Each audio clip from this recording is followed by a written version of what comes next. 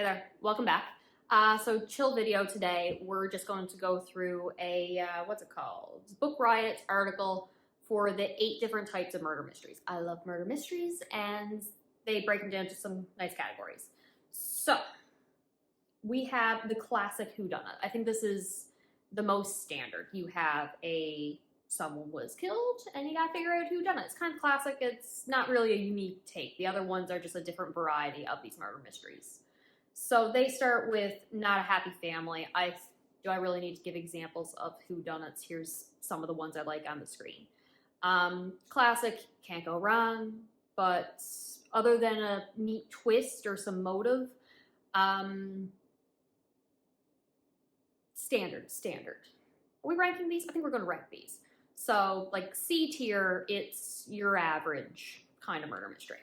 Next is Whodunits. So in this case, you know who the killer is and you're trying to figure out the motive. In concept, I like this idea. So there was a TV show, I think it was Canadian, called Motive. And in that TV show, the opening scene is it presents like 2 characters. And one is just like victim, is like displayed on the screen. And then later on, the next character within the opening is murderer. So you already go in knowing the killer and the victim. And then we cut to the police officers finding the dead body.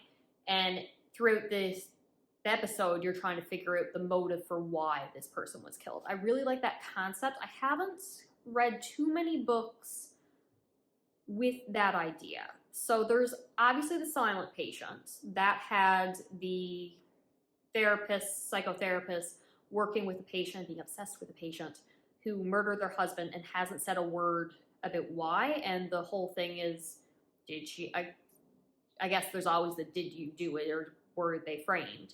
But mainly the reason for killing the husband. This website uses Deacon King Kong, James McBride.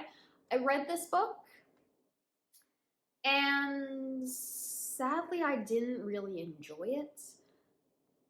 The concept is this old man shoots a drug dealer in the community that he used to teach baseball. And the reason for why he shot them, like this is the main plot of the book, is not well explored. Makes sense, but is just a standard reason. I did not enjoy it. There are so many subplots and different characters. I did not connect with this book at all. Like the idea, but that book itself was not for me. Same thing with The Silent Patient though, but I hated those characters. That was like a standard 3-star book, and I think Deacon King Kong, same thing. Just 3 stars.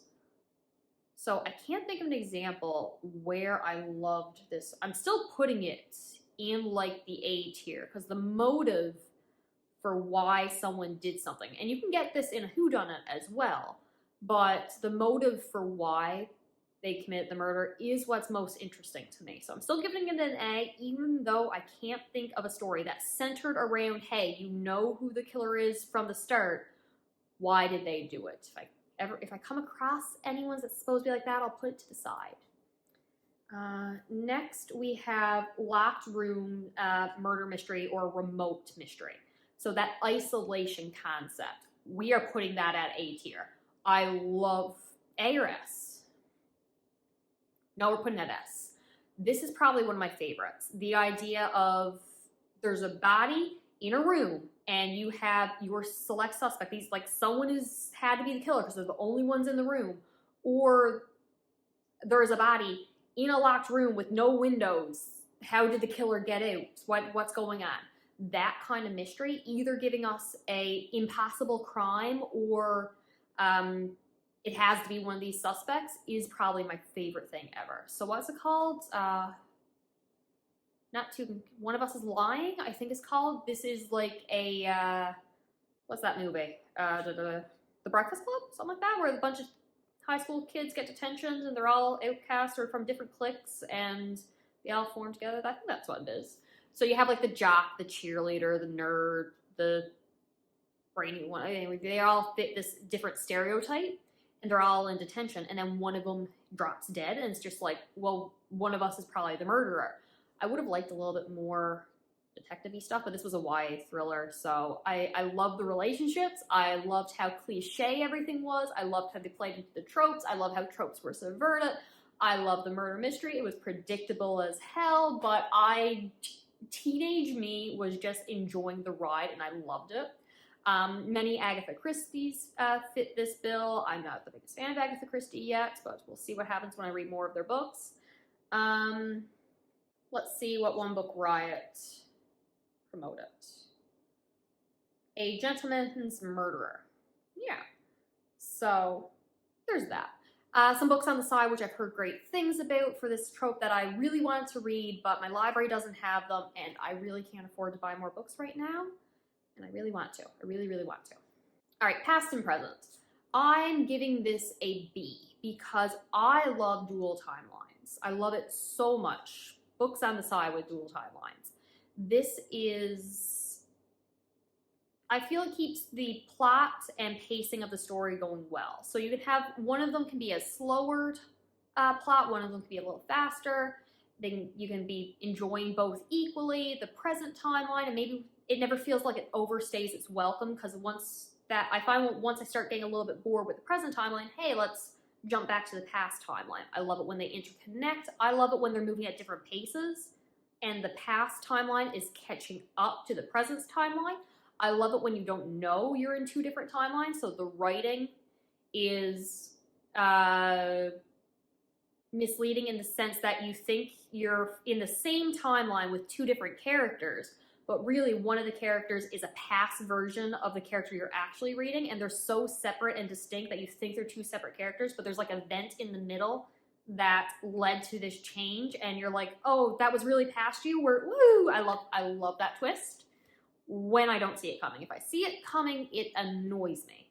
But either way, it is definitely something I enjoy. The only reason it gets a B is because if it's a twist and I see it coming, that one ruins it for me.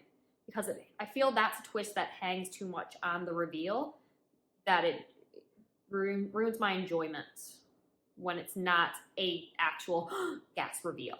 But when it's presented up front, it's very standard and I enjoy it.